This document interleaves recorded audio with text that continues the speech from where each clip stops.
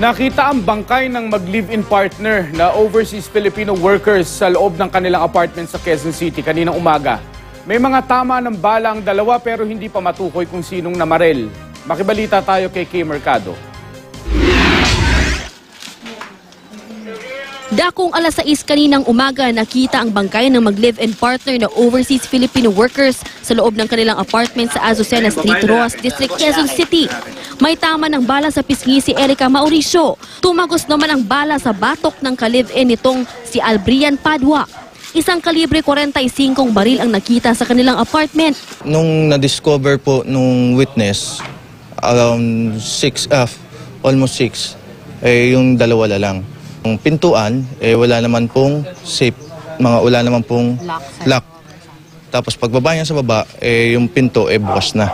Kwento ng isang residente, may narinig siyang putok ng baril bandang alas 3 kaninang madaling araw.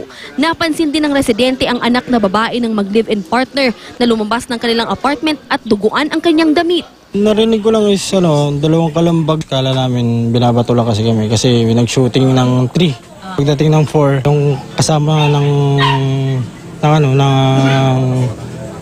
biktima doon sa bahay is tumatawag ng tulong.